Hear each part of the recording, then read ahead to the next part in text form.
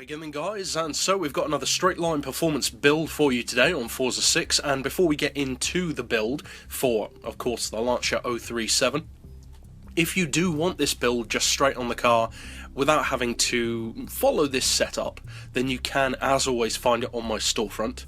So if you use the keywords in the description below, you can find that pretty quickly. Now, this particular tutorial, as with all of these builds on YouTube, is for if you prefer to do it yourself, so that you can of course change parts, change settings if you want to, make it more personalised.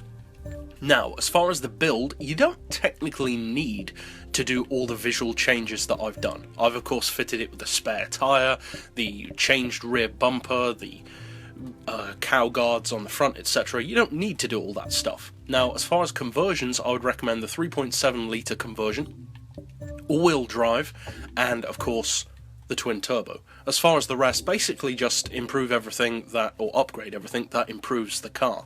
I haven't gone for drag tyres, but obviously they do give you the best acceleration. Now, for the tune itself, I would recommend a final drive of 3.3, then individual gears of 2.89, 1.85, 1.45, 1.15, 0.95, and 0.80. Then for the rest, as we often do, I've basically just rounded everything off. So as far as ride height, I've got it as high as possible because I wanted it to have that kind of authentic rally appearance, kind of like a rally-raid car. But again, you don't have to do that. Again, as we're running through, everything's just rounded off. As far as the diff, I would recommend, if of course you do go for all-wheel drive, a split of 66% towards the rear. So now let's, as we always do, take it out to a track to see if it can actually reach that pretty impressive top speed.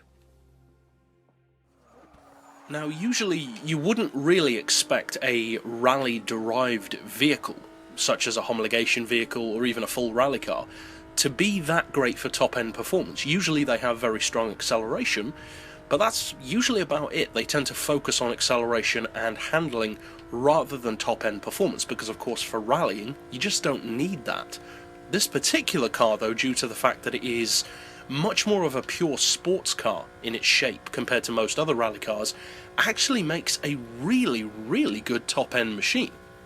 It's relatively aerodynamic as far as rally vehicles go, and even with the spare tyre, which of course would make it awful for top speed, it can still go seriously quick. The top speed is close enough to that quoted speed of around 237, 238, and although that's far from being the quickest in the game, it's certainly quick enough to give plenty of people a shock about just how quick this car is. So if you do decide to use this build for your Lancia Stradale, obviously I hope you find it fun and potentially competitive against other maybe rallying or homologation based vehicles like this. And if you'd like to keep up with other builds that we've already done, you can check out the playlist at the end of this video, or you can subscribe to see new tunes come out as soon as they're released.